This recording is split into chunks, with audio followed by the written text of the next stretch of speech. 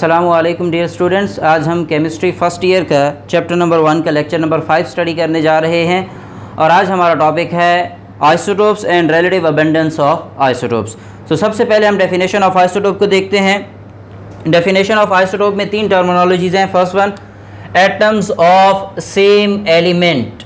Next one वो क्या कहता है, atoms of same element having same atomic number but different mass number is called isotope. अब यहाँ पर वो क्या समझाना चाह रहा है, वो ये कह रहा है कि एटम्स जो होंगे वो एक ही एलिमेंट से बिलोंग करते हो। For example in case of hydrogen देखें तो हाइड्रोजन ही एलिमेंट है बट इसके number of atoms type of atom change है। उसके बाद आगे क्या कहते हैं, सेम एटॉमिक नंबर। तो इन सब का नीचे चूंकि हम एटॉमिक नंबर लिखते हैं तो एटॉमिक नंबर क्या होना चाहिए, सेम। मैस नंबर को हम ऊपर लिखते हैं तो मैस नंबर क्या होना चाहिए, डिफरेंट। तो अब वो क्या कहता है, वो कहता है कि एक ही एलिमेंट के एटम्स जिनका एटॉमिक नंबर सेम हो बट मैस नंबर डिफरेंट हो वो क्या कहलाते हैं, आइसोटोप्स कहलाते हैं। फॉर एग्जांपल हाइड्रोजन एक ही एलिमेंट है बट इसके 3 एटम्स हैं जिनका एटॉमिक नंबर एक दूसरे से मुख्तलिफ, एटॉमिक नंबर सेम है बट इनका मैस नंबर एक दूसरे से क्या है, मुख्तलिफ है। तो ये अब तीनों के तीनों क्या कहलाएंगे, आइसोटोप कहलाएंगे। हम इनको नाम भी देते हैं। फर्स्ट वन को हम प्रोटियम का नाम देते हैं, सेकंड वन को हम ड्यूट्रियम का नाम देते हैं और थर्ड वन को ट्रिटियम का नाम देते हैं। तो these are the atoms having same atomic number but different mass number, that's why these are known as isotopes. और ये आइसोटोप्स किसके हैं, हाइड्रोजन एलिमेंट के हैं। नेक्स्ट वन देखें, एग्जाम्पल में हमारे पास है ऑक्सीजन। तो ऑक्सीजन का नीचे हमने एटॉमिक नंबर लिखा है, तीनों का एटॉमिक नंबर क्या है, सेम है, 8 है। मैस नंबर तीनों का क्या है, डिफरेंट है। एलिमेंट तीनों का क्या है, सेम। ये भी ऑक्सीजन एलिमेंट है, ये भी ऑक्सीजन एलिमेंट है, ये भी ऑक्सीजन एलिमेंट है। डिफरेंस कहां पे आ रहा है, मैस नंबर में डिफरेंट आ रहा है। तो ये तीनों की तीनों क्या हैं, ऑक्सीजन के आइसोटोप्स हैं। नेक्स्ट वन देखें जी, कार्बन। कार्बन के 3 आइसोटोप्स हैं, कार्बन 12, कार्बन 13 एंड कार्बन 14। तो कार्बन 12, 13 और 14 में डिफरेंस किस चीज का है, मैस नंबर का है, जबकि इनके एटॉमिक नंबर क्या है, सिमिलर है। एलिमेंट क्या है, सिमिलर है। कार्बन एलिमेंट की तीनों आइसोटोप्स कहलाएंगे। अब आते हैं कि ये जो हमारे पास आइसोटोप्स हैं इनमें क्या क्या प्रॉपर्टीज सिमिलर होती हैं और क्या क्या प्रॉपर्टीज डिफरेंट होती हैं। तो सबसे पहली सिमिलर प्रॉपर्टी क्या होती है कि इनका एटॉमिक नंबर क्या होता है, सेम। एटॉमिक नंबर बेटा जी क्या होता है, atomic number is equal to number of protons. ये आप 9th क्लास में पढ़ चुके हो। और एक बात याद रखिएगा कि जो न्यूट्रल एटम होता है उसमें जितने प्रोटॉन्स होते हैं उतने ही क्या होते हैं, इलेक्ट्रॉन्स होते हैं। मैं थोड़ा सा इसको इलेबोरेट कर देता हूं। मिसाल के तौर पे मैं केस ले रहा हूं हाइड्रोजन का। हाइड्रोजन के न्यूक्लियस में 1 प्रोटॉन है और इसके बाहर 1 ही इलेक्ट्रॉन है, राइट। नेक्स्ट वन देखें, इसको हम कहते हैं हाइड्रोजन 1/1। नेक्स्ट वन क्या है, जिसके अंदर 1 प्रोटॉन है और उसके साथ 1 न्यूट्रॉन है और इसके बाहर 1 इलेक्ट्रॉन मौजूद है।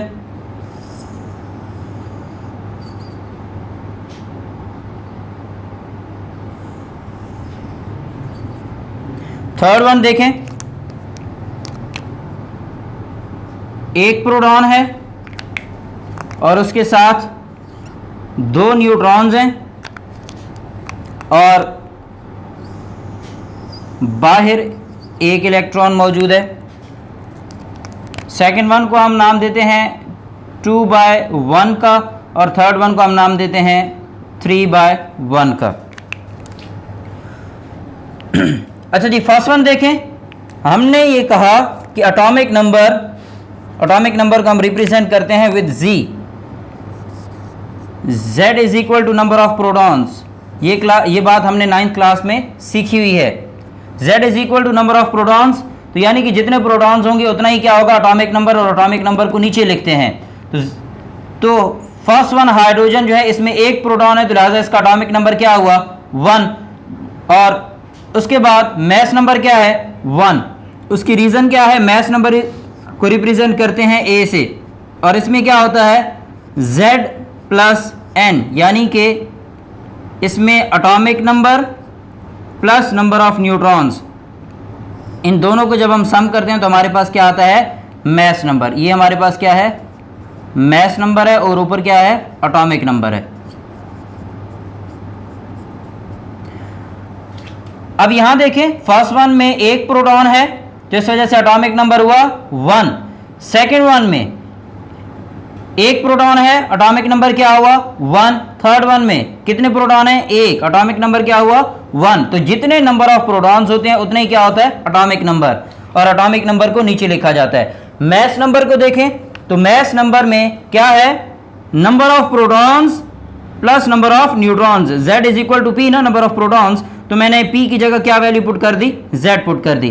तो Z is number of protons plus number of neutrons is equal to mass number. तो नंबर ऑफ प्रोटॉन्स देखें 1, नंबर ऑफ न्यूट्रॉन्स कितने 2, तो टोटल कितने हो गए 3, तो मैस नंबर क्या हुआ 3। यहां पर एक प्रोटॉन और एक न्यूट्रॉन, तो मैस नंबर क्या हुआ 2 हुआ। सिर्फ एक प्रोटॉन है तो इस वजह से मैस नंबर भी क्या हुआ 1 ही हुआ।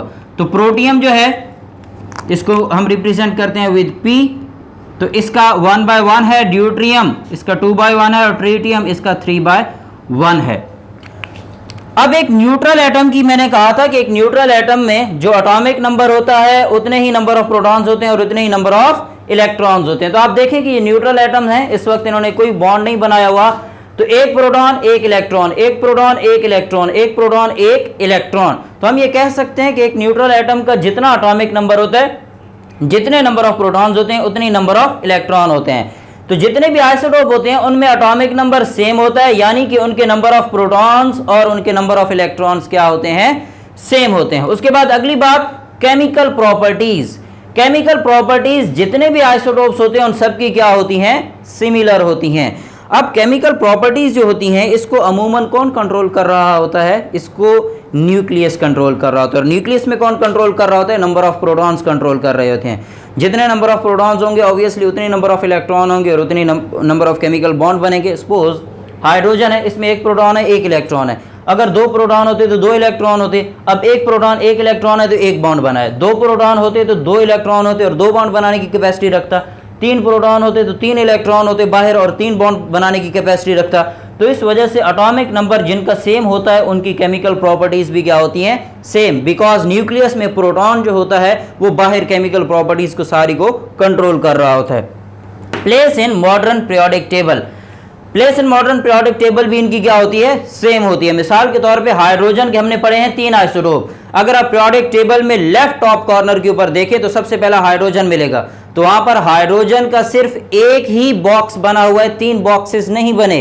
इसका मतलब क्या है कि पीरियोडिक टेबल के अंदर आइसोटोप्स को सेम प्लेस दी गई है, बिकॉज जो पीरियोडिक टेबल है वो किस चीज पे बेस कर रहा है, एटॉमिक नंबर के ऊपर बेस कर रहा है। तो जब एटॉमिक नंबर सेम है तो इट मींस के प्लेस भी क्या होगी, same. Same with the case of oxygen and carbon, इन दोनों को देखेंगे तो पीरियोडिक टेबल में आपको एक ही बॉक्स मिलेगा। अब आगे बढ़ते हैं, डिफरेंट प्रॉपर्टीज की बात करते हैं। तो सबसे पहली प्रॉपर्टी डिफरेंट क्या होती है, मैस नंबर। मैस नंबर क्यों डिफरेंट होता है कि मैस नंबर जो है नंबर ऑफ न्यूट्रॉन्स डिफरेंट होते हैं, नंबर ऑफ न्यूट्रॉन्स क्या होते हैं, डिफरेंट होते हैं। मिसाल के तौर पे फर्स्ट वन को देखें, इधर कोई न्यूट्रॉन नहीं है, सेकंड वन में एक न्यूट्रॉन है, थर्ड वन में 2 न्यूट्रॉन है। तो आप देखें कि आइसोटोप्स के अंदर चेंज किस चीज में आ रहा है, मैस नंबर में। मैस नंबर में किस वजह से चेंज आ रहा है, change in number of neutrons. तो जितने भी आइसोटोप होते हैं उनके नंबर ऑफ न्यूट्रॉन्स एक दूसरे से क्या होते हैं, डिफरेंट, जिसकी वजह से मैस नंबर क्या होता है, डिफरेंट। अब नंबर ऑफ न्यूट्रॉन्स के चेंज होने की वजह से या मैस नंबर के चेंज होने की वजह से जो फिजिकल प्रॉपर्टीज हैं like colour, smell, density, hardness etcetera, melting and boiling points, ये सारी की सारी प्रॉपर्टीज भी क्या होती हैं, चेंज होती हैं। आगे बढ़ते हैं। अच्छा, यहां तक की जितनी भी बात थी आप 9th क्लास में ऑलरेडी स्टडी कर चुके हो। रिप्रेजेंटेशन पे बात करते हैं। रिप्रेजेंटेशन में सबसे पहली बात कि जब भी हम किसी भी आइसोटोप को रिप्रेजेंट करते हैं तो हमने सिंबल के साथ उसका एटॉमिक नंबर और उसका मैस नंबर लिखना होता है। किस तरह से लिखना होता है, सपोज कोई भी एलिमेंट x है, ऊपर हम क्या लिखेंगे, मैस नंबर, और नीचे क्या लिखेंगे, atomic number. z is equal to atomic number and a is equal to mass number. मैं यहाँ लिख देता हूँ, ये मैस नंबर और नीचे एटॉमिक नंबर। उसके बाद अगर हमने सिर्फ सिंबल और मैस नंबर लिखना हो तो हम हाइफन यूज करते हैं। फॉर एग्जांपल हाइड्रोजन का केस ले लें, तो हाइड्रोजन का अगर मैं लिखता हूं तो हाइड्रोजन 1, हाइड्रोजन 2। कार्बन के लिखता हूं तो कार्बन 12, कार्बन 13। ये जो बाद में लिखा गया है ये क्या है, ये इसका मैस नंबर है। तो जब हमने सिर्फ मैस नंबर के साथ एलिमेंट को लिखना हो, सिंबल को लिखना हो, तो हम सिंबल लिखते हैं और उसके साथ क्या लिखते हैं, हाइफन लगाते हैं और मैस नंबर लिखते हैं। तो ये हमारे पास इसकी रिप्रेजेंटेशन का एक जनरल सा व्यू है। उसके बाद आते हैं रिलेटिव अबंडेंस। रिलेटिव अबंडेंस से क्या मुराद है? रिलेटिव अबंडेंस बेसिकली जो हमारे पास आइसोटोप्स हैं उनकी कंपैरेटिव जो क्वांटिटी है उसको रिप्रेजेंट करता है। मिसाल के तौर पे हमारे पास हाइड्रोजन है, हाइड्रोजन के दो आइसोटोप्स ऐसे हैं जो नेचुरली एग्जिस्ट करते हैं कुदरती तौर पे। अब नेचुरली वो चाहे 10 ग्राम एग्जिस्ट करते हैं, चाहे वो 50 ग्राम एग्जिस्ट करते हैं, चाहे वो थाउजेंड्स ऑफ टन्स एग्जिस्ट करते हैं। अब दो आइसोटोप हैं तो एक की मिकदार कम होगी, दूसरे की मिकदार ज़्यादा होगी, या दोनों एक दूसरे के इक्वल होंगे। इस तरह की जो भी पॉसिबिलिटीज़ हैं, जब हम एक को दूसरे से उसकी क्वांटिटी के हिसाब से कंपेयर कर रहे होते हैं तो हम क्या फाइंड आउट कर रहे होते हैं एक्चुअल में? परसेंटेज अबंडेंस के कौन सी चीज़ नेचर में कितनी पाई जा रही है।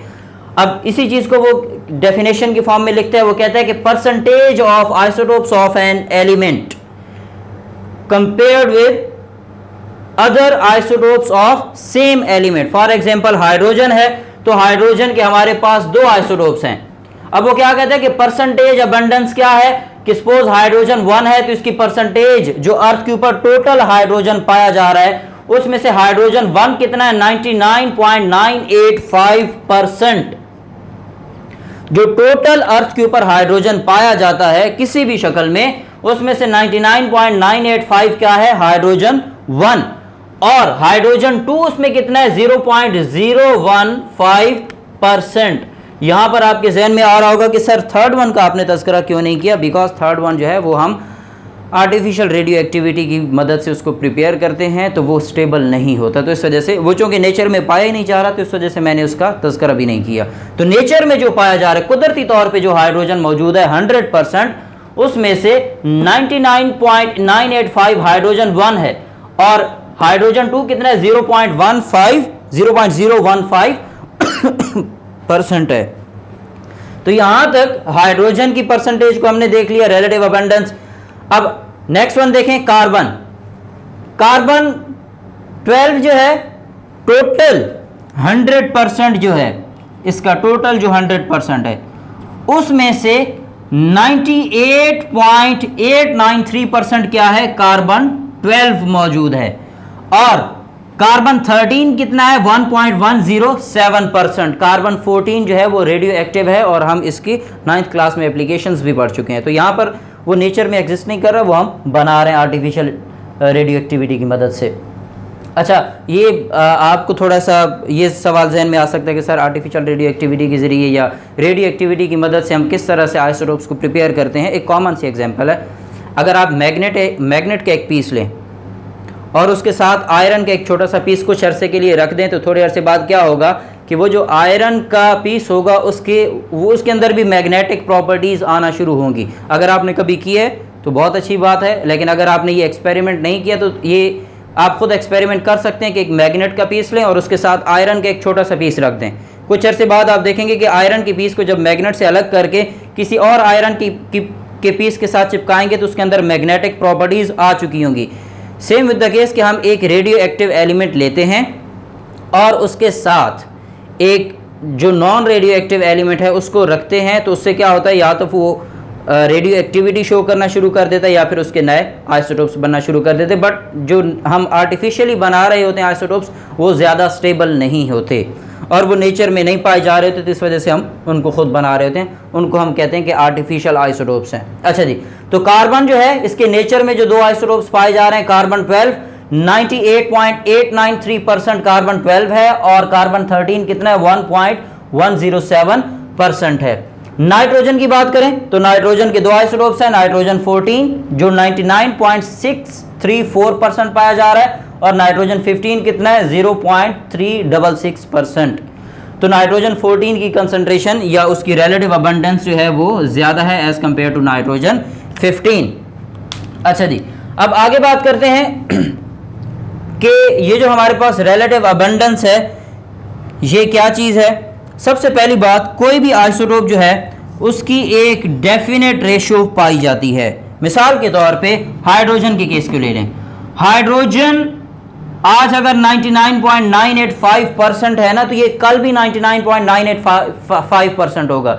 इसकी ये मिकदार कांस्टेंट रहेगी। ऐसा नहीं है कि हाइड्रोजन 10 दिन बाद हाइड्रोजन 2 में कन्वर्ट होना शुरू हो जाए। ये अपनी इसी प्रोपोर्शन के साथ रहेगा, ये अपनी इस प्रोपोर्शन के साथ रहेगा। कार्बन अपनी स्पेसिफिक प्रोपोर्शन के साथ रहेगा, कार्बन 13 भी अपनी स्पेसिफिक प्रोपोर्शन के साथ रहेगा। तो जितने भी आइसोटोप्स होते हैं वो सारे के सारे अपनी एक डेफिनेट रेशियो रखते हैं। इनकी ये रेशियो जो है चेंज नहीं होती अनटिल और अनलेस कि हम उसमें से कुछ मिकदार लेके तो उसको रेडियो एक्टिव खुद से बनाएं और उसको चेंज करने की कोशिश करें।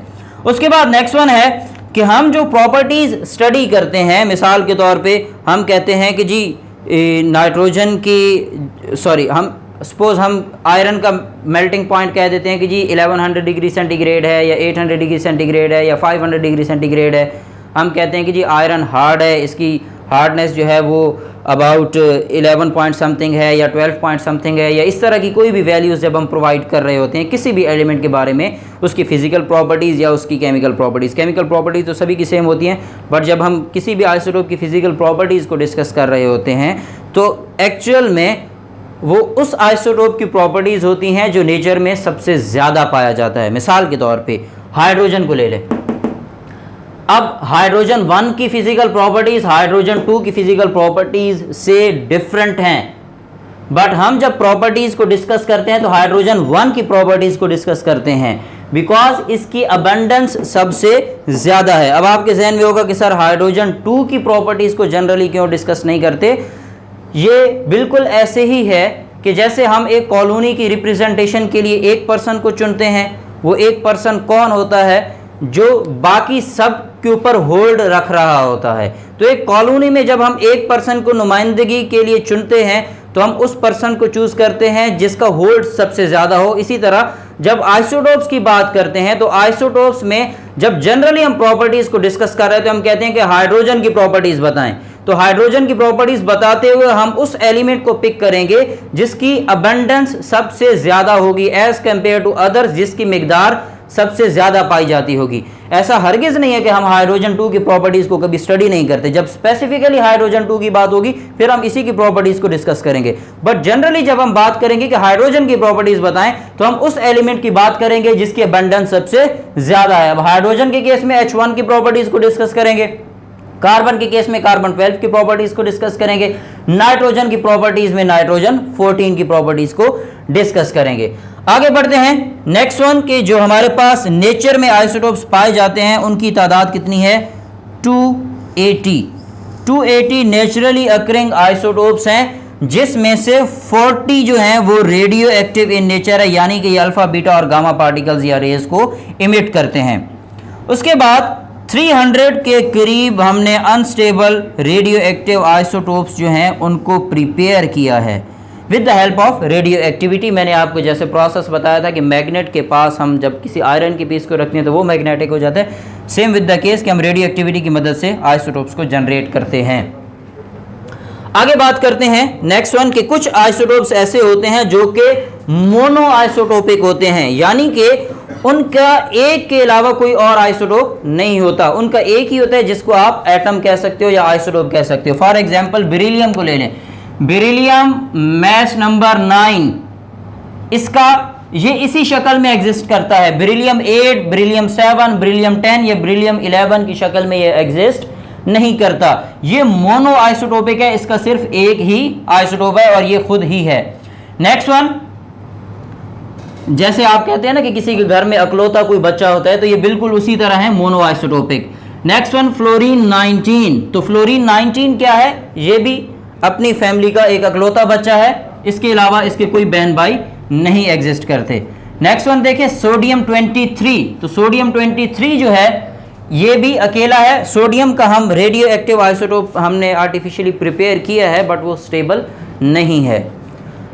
नेचर में सोडियम अकेला ही पाया जाता है, इसके कोई बहन भाई नहीं है। एल्यूमिनियम 23 ये भी अकेला ही है, मोनो आइसोटोपिक है। उसके बाद बात करते हैं और एटॉमिक नंबर्स की।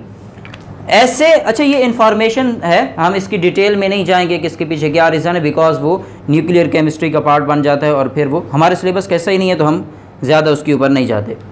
कहते हैं कि atomic number have usually odd atomic number, ऐसे एलिमेंट्स जिनका एटॉमिक नंबर ऑड है, ऑड एटॉमिक नंबर 1, 3, 5, 7, 9, 11, 13, 15, 17, जो 2 पे कॉमनली डिवाइड ना हो हम उनको ऑड नंबर कहते हैं ना। तो जिन एटम्स, जिन एलिमेंट्स के एटॉमिक नंबर ऑड होते हैं अमूमन उनके 2 ही स्टेबल आइसोटोप्स होते हैं।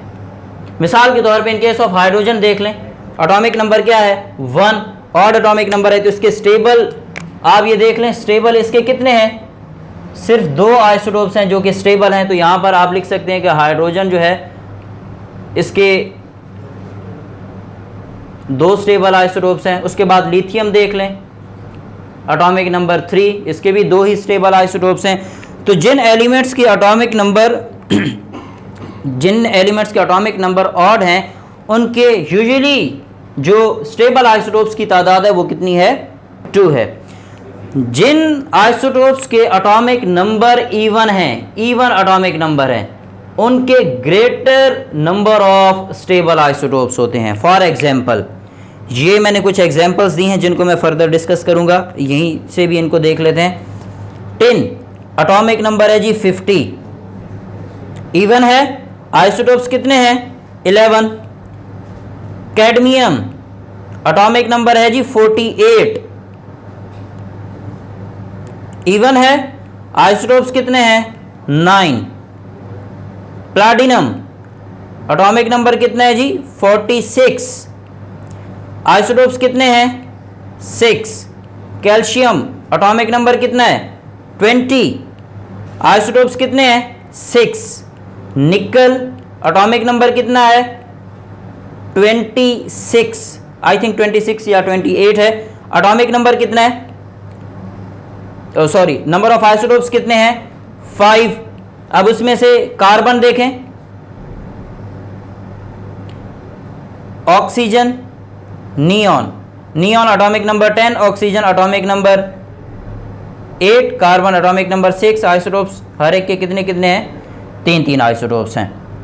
तो जिनके एटॉमिक नंबर इवन होते हैं यानी कि 2, 4, 6 जो 2 पे डिवाइड हो सकते हैं, उनके greater number of stable isotopes होते हैं। यहां से ये जो एग्जांपल्स हैं आप इनको यहां पर पुट कर सकते हैं। उसके बाद वो आइसोटोप्स जिनके मैस नंबर मल्टीपल ऑफ 4 होते हैं, मल्टीपल ऑफ 4 आइसोटोप्स जो होते हैं, फॉर एग्जांपल 4 है, 8 है, 12 है, 16 है, 20 है, 24 है, 28 है, 32 है, इस तरह यानी कि जो 4 पे डिवाइड हो सकते हैं, वो मैस नंबर रखने वाले जो आइसोटोप्स हैं उनकी मिकदार ज़्यादा है, आर क्वाइट अबंडेंट, उनकी मिकदार ज़्यादा पाई जाती है। उसने एग्जांपल दी है, ऑक्सीजन 16 है, 4 पे डिवाइड होता है, ऑक्सीजन 24 है, उसके बाद सिलिकॉन, उसके बाद कैल्शियम, उसके बाद आयरन, ये सारे के सारे मिलके अबाउट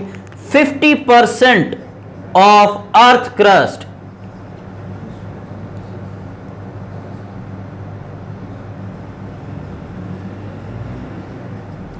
अर्थ क्रस्ट का 50% ये 5 एलिमेंट मिलके बना रहे हैं। तो जिनका मैस नंबर जो है वो 4 का मल्टीपल है, उनकी मिकदार ज़्यादा पाई जाती है। अब चंद एक एग्जांपल्स देख लेते हैं। लिथियम के 2 आइसोटोप्स हैं, hydrogen, carbon, nitrogen, oxygen, neon के 3-3 आइसोटोप्स हैं, 3 आइसोटोप्स ऑफ ईच।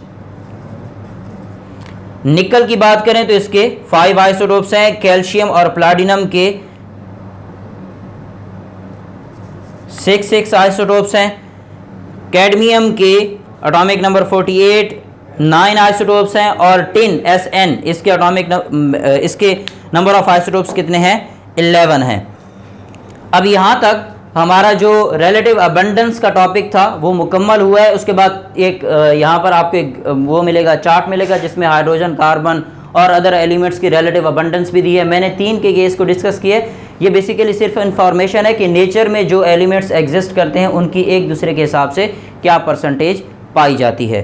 तो यहाँ तक आज का हमारा टॉपिक मुकम्मल हुआ। इंशाल्लाह नेक्स्ट टाइम हम ये सीखेंगे कि हम रिलेटिव अबंडेंस को कैलकुलेट किस तरह से करते हैं, किस तरह से हमें ये पता चलता है कि इस एलिमेंट के ये आइसोटोप्स हैं और इस स्पेसिफिक आइसोटोप की कितनी परसेंटेज है और इस स्पेसिफिक आइसोटोप की कितनी परसेंटेज है। यानी कि इन केस ऑफ हाइड्रोजन हमें कैसे पता चला कि हाइड्रोजन के कितने आइसोटोप्स नेचर में एग्जिस्ट करते हैं, और हाइड्रोजन 1 की परसेंटेज 99.985% है और हाइड्रोजन 2 की 0.015% है। तो ये परसेंटेजेस किस तरह से फाइंड आउट किए, इनके आइसोटोप्स को किस तरह से फाइंड आउट किए, इसको हम नेक्स्ट लेक्चर में स्टडी करेंगे, सीखेंगे इंशाल्लाह। तब तक के लिए अल्लाह हाफिज़।